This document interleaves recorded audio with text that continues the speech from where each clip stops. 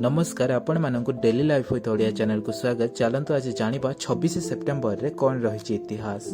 जदि आज आपण माने प्रथम थर पे चैनल को आस्थाते ताहले प्लीज आपण माने चैनल को सब्सक्राइब कर दियंतु। आज होची स्वाधीनता संग्रामी ईश्वर चंद्र विद्यासागर जन्म दिवस।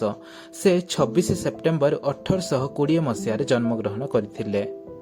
ईश्वर चंद्र विद्यासागर परिचय होउची जने देशभक्त, जने दार्शनिक, जने शिक्षाविद और जने लेखक। अन्य पक्षरे से जने समाज सुधारक मध्य रहिचंती। संस्कृत भाषा और दर्शन रे विशिष्ट अभिज्ञता थिबारो एहांको विद्यासागर उपाधि मिलिथिला। ईश्वर चंद्र विद्यासागरंकर प्रयास रे ही विधवा पुनर्विवाह आईन प्रचलन करा जायथिला।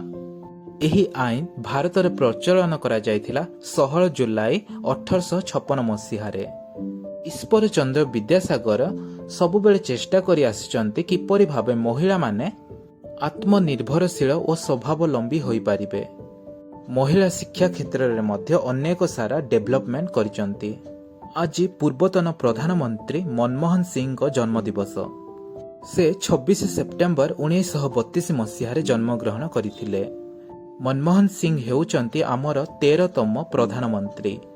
से 2004 रु 2014 पर्यंत आम भारतर प्रधानमंत्री मध्य रहिचंती। मनमोहन सिंह 15तम गवर्नर रहिचंती आरबीआई रो एवं 22तम फाइनेंस मिनिस्टर रहिथिले आम भारतर। आज पई इतिहास एतिकी। आपणक दिन शुभ और मंगल रे कटु। रहुचे नमस्कार।